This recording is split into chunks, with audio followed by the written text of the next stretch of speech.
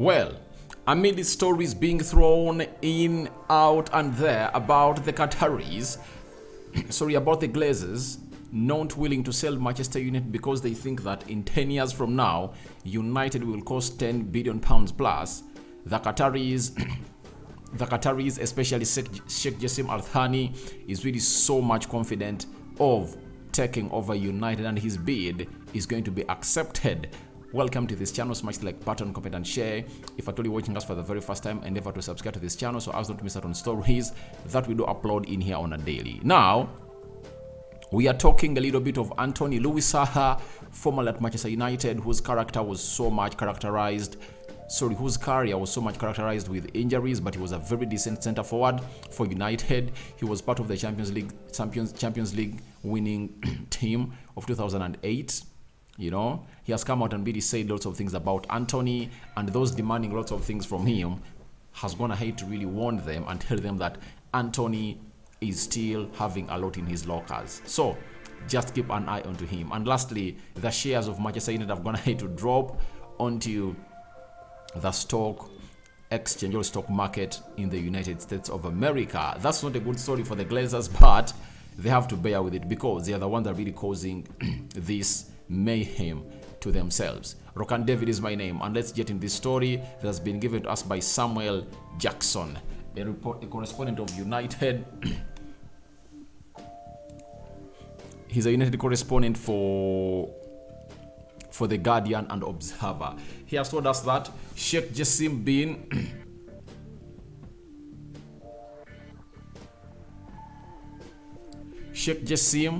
bin Ahmed Al-Thani remains confident he will succeed with his bid to buy Manchester United after it emerged that Kali Group, a US investment firm, wants a minority stake. Sheikh Jassim Al-Thani, the Qatari banker who wants to acquire all of United via his 9-2 foundation, believes his offer will be accepted. Now, I know why he's too much confident.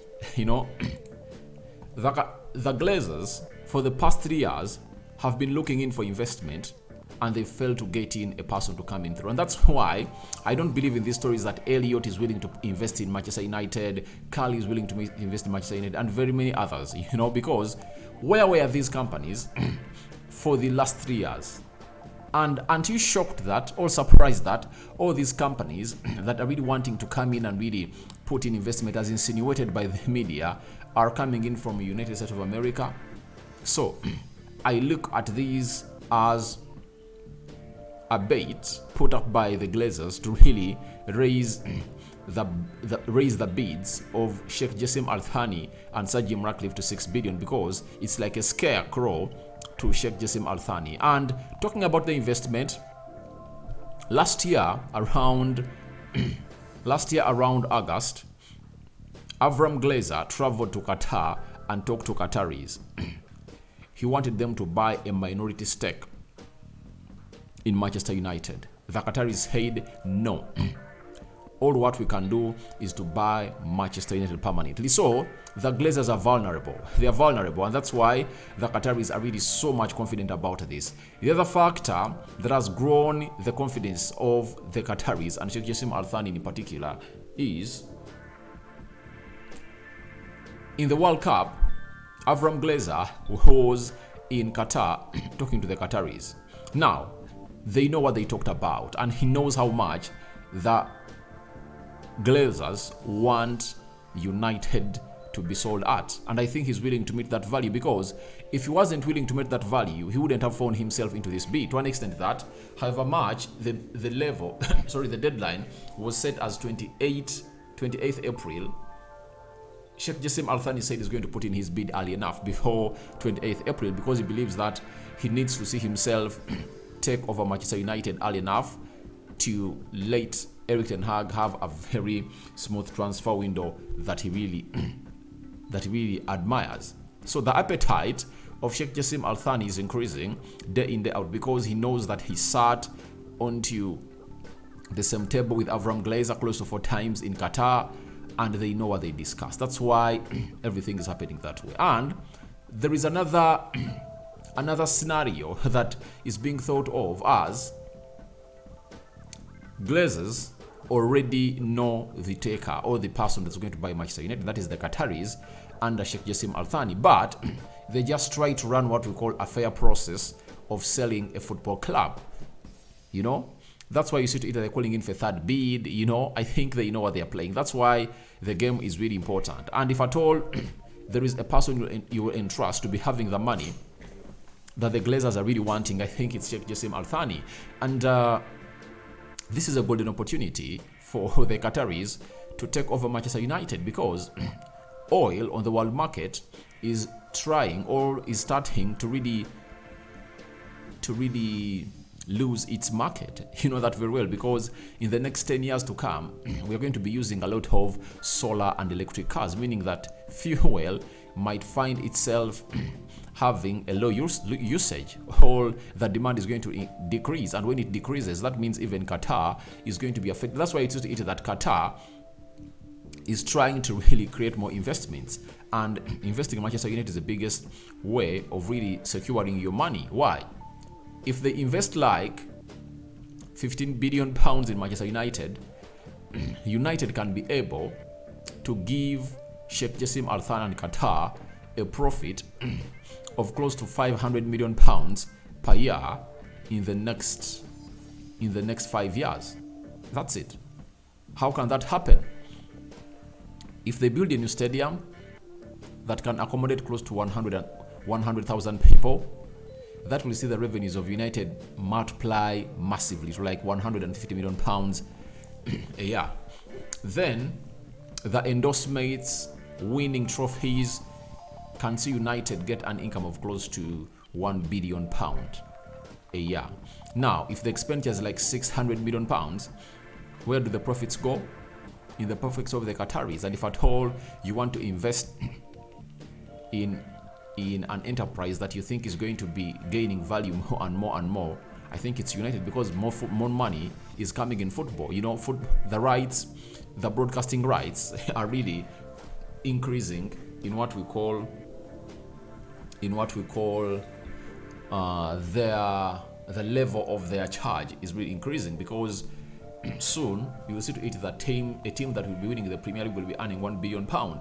That is possible in the next 2-3 years. It's going to be like that, because more sponsors are coming into this business. So I think that's why Sheikh Jassim Al Thani is confident of this process, and he knows that the Glazers want such and such amount of money. So there is no way they are not going to sell the club to him. With all due respect to Sir Jim Ratcliffe, I don't think he has the money to buy Manchester United, because he's even thinking of going in and really getting a loan and bonds to buy Manchester United.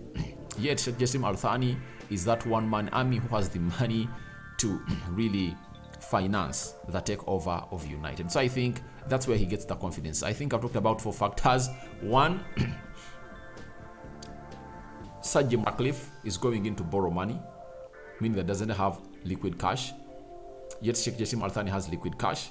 Secondly, he talked to the Glazers. He knows the stand of the Glazers, and he knows how much money they want.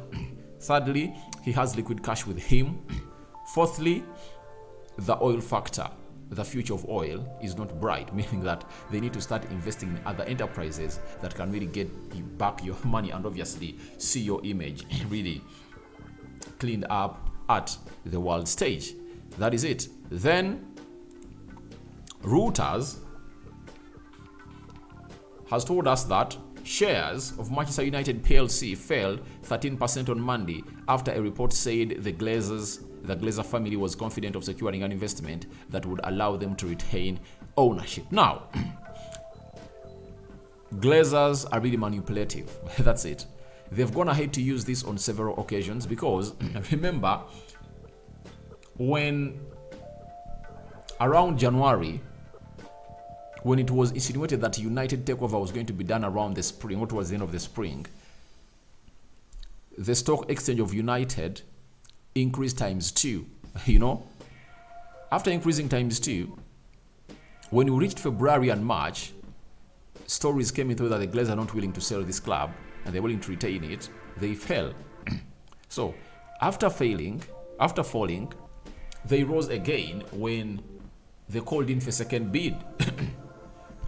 And now, after putting out stories by the Financial Times that the Glazers are not willing to sell this club permanently, they've gone ahead to fall down. I think this is something deliberate. It's intended by the Glazers. You know, they're having one of the biggest finances, or the biggest brains in finance. That is the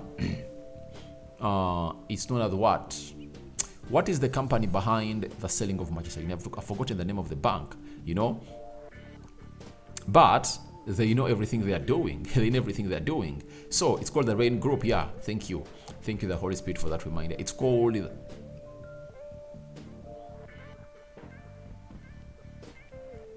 So it's called the Rain Group, right? It's called the Rain Group. Now, I think they are playing their cards right. Though to us, the fans of United being affected because we wanted the takeover to not exceed 30th of April. But it looks like the takeover might happen towards the end of May, and the 100% takeover might really see our transfer window affected, because the Glazers look like, for them, they know their plan and they know how long this is going to take for United to be sold. But I think the Glazers can't keep themselves here, you know. They can't keep themselves here because they are a team of people that is looking for money, and this is the only chance they're having to get £6 billion from Manchester United, of which I think Sheikh Jassim Antony is going to give them that money, you know. And they know exactly what their plan is. They can't stay here, because even if they stay here for 10 years, for the next 10 years, they would have gone ahead to sell 20. They would have gone ahead to sell 19% of their shares, having 50% of their shares, meaning that the money they are going to sell that club is not going to go in the pockets of United directly, meaning that they'll be getting like £6 billion that they would have gotten right now. So I think it's better you get the £6 billion now and you jog on. That's it. So I don't see them really staying at this club. I think they're going to sell the club.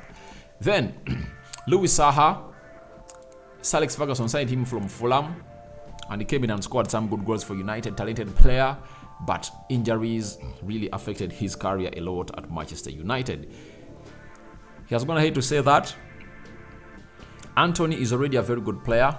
People forget the Premier League is the toughest to adapt to. People think physically, technically, and because of the price tag, he could do better. Technically and physically, he's very strong. He defends when we need it. He goes both ways. This is normal process. You are going to get more confidence. He will understand opposition defenses better. I think he's right. He's right. And one thing that Antony is not having is a competitor. I think when Antony gets in a competitor, obvious case, he's really going to blossom and explode. That's why I call in for the immediate return of Amad Diallo in the preseason to take on that position with Antony. But I think Antony played his best game for United over the weekend. His best game for United was played over the weekend, and it was against Nottingham Forest. The way he skipped past those players for the second goal was really immense, and is that kind of person that you would always reckon with when it comes to really acting in tight spaces and really taking all going past bodies. That's it. So I expect him to go ahead and really put in lots of efforts in the remaining games of the season. We are having 8 games left to end the season. That's the Premier League. 1 game out Sevilla, that of Brighton. Those are 10 confirmed games. So if at all he can really continue blossoming like that, we expect some good goals, like 7 from him, because he's going to decide games. Like he decided a game against Nottingham, you know. He's going to decide games, and I think he's getting in better scoring positions, and that is courtesy of Anton Martial. And the return of Casemiro Eriksson is really going to help him blossom a lot, because linking the midfield to the attack is going to be a regular or a given to Manchester United in all the games they're going to be playing. So guys, your thoughts on Qatar is confident of United takeover are welcome in the comment section below. Then your thoughts on Antony being backed by all hailed by Louis Saha are also welcome in the comment section below. First video of the day. Thank you guys for watching in through. I'm returning with the match preview of United versus Sevilla, a game that's going to be played on Thursday down in Spain. Remember, Sevilla beat Valencia by 2 goals over the weekend, and United is having lots of injuries. So we are waiting for the press conference tomorrow to see which player is going to be back in action as we take on a side known as Sevilla. I cover you all in the precious blood of Jesus Christ. My Muslim friends, Ramadan Kareem. See you later.